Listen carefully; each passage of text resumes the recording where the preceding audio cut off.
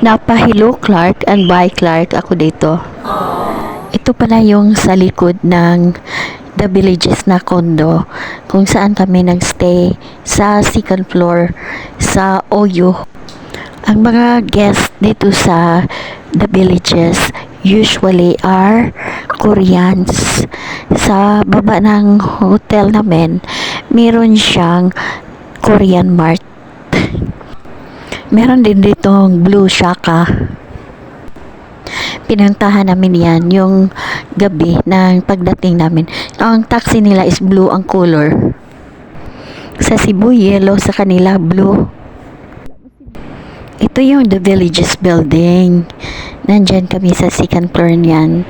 Sa baba, ang reception sa Im Hotel. At ito yung kung saan kami kumain sa baba. Ang pangalan dito ay Damso. Dinudumog siya ng mga Koreans during breakfast. Dito pala ang mga Koreans nagtitraining ng football. Merong training facility dito na sobrang laki.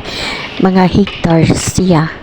Nakita ko sa Google kasi di namin na masyadong na-explore dito. Pero meron pala dito. Yun pala ang sinasabi ng itong waitress na to, tapos di ko naintindihan. Sabi niya, ang may-ari ng whole building ay Korean, pati yung sa restaurant nila. Ini-interview nila yan ang waitress at yung iba din lumapit din sa amin, tapos sila ni Janie at Arlene ang kumausap. Nagtatanong sila kung ano pa, ganon. Tinatanong nila kung may Bisaya ba dito. Sabi ng babae, meron, yun daw kasi niro nila nasa loob. So yun, sila na ang kumakausap. Ayaw ko na kasi kumakain ako. Nakapokus ako sa aking pagkain. Tapos kasi kailangan ko fully charge kasi itong day na to sasama kami sa putukan at patalisan ng